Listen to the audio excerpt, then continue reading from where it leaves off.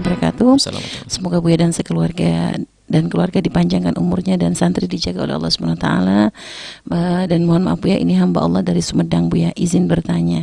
Saya punya anak usia 12 tahun Buya, tapi belum bisa apa-apa. Makan disuapin, mandi dimandiin layaknya bayi. Yang saya tanyakan bagaimana cara bersucinya Buya? Apakah dengan wudhu atau tayamum? Anaknya laki-laki dan sudah saya tanyakan dulu tentang cara sholatnya bersama Buya. Yang kedua, Buya, saya nggak bisa pergi ke pengajian karena nungguin anak saya ini. Cuma dengerin radio Majalengka, ngikutin ngaji bersama Buya.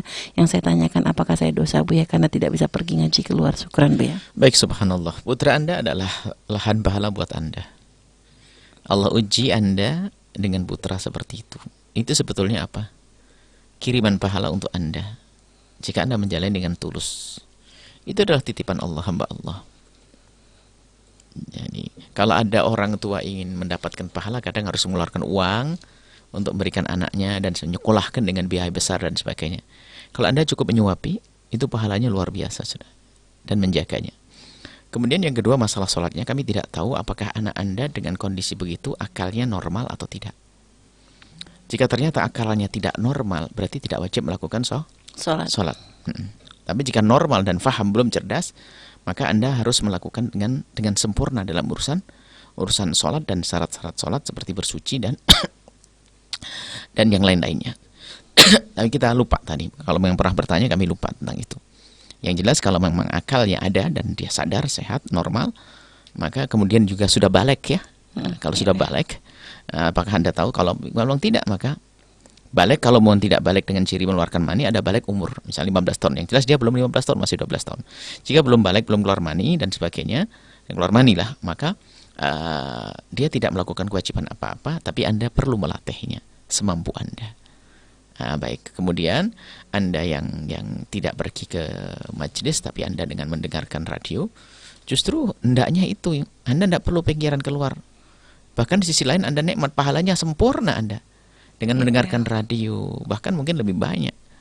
Bahkan mungkin Anda dengan anak Anda berkurang bergaul dengan orang-orang yang mungkin akan mengajari Anda untuk menggunjing, mengajari Anda untuk melakukan hal yang tidak baik. Maka dengan putra Anda akan diikat dalam kemuliaan. Anda tetap di rumah melakukan sholat dan sebagainya. Semoga rezeki juga dilancarkan oleh Allah, dimudahkan. Rawat anak. Amin.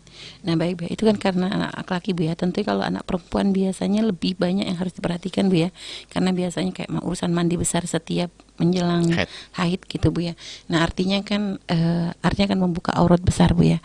Karena biasanya anak seperti itu kan tidak mampu untuk melakukan apapun, sampai mohon maaf untuk memasang pembalut pun tentu tidak bisa gitu Bu ya. Itu bagaimana Bu ya? Maka sama tetap kalau memang ya dipasangkan Bu ya. Darurat, semuanya darurat, kasus darurat Bu ya. Baik, dan dimaafkan semuanya Bu ya. Untuk memandikannya mungkin harus disiapkan baju yang sekiranya tidak membuka aurat besar. Seperti ada rok potongan kan ada ya. Rok potongan yang taruh sampai pusar. Itu diguyur dari atas. Sementara tidak usah buka wilayah aurat. Bisa saja. Dan juga kalau untuk membersihkan, mohon maaf, daerah-daerah mungkin terkena harus darah sebagainya, harus pakai alas gitu ya. Nggak boleh langsung nggak boleh langsung. Tangan kita harus pakai apa namanya? Sapu tangan plastik yang alam, yang kayak miliknya perawat itu. Iya, pakai atau itu, dan sehingga menyentuh wilayah aurat besar kita ada pembatasnya. Baik.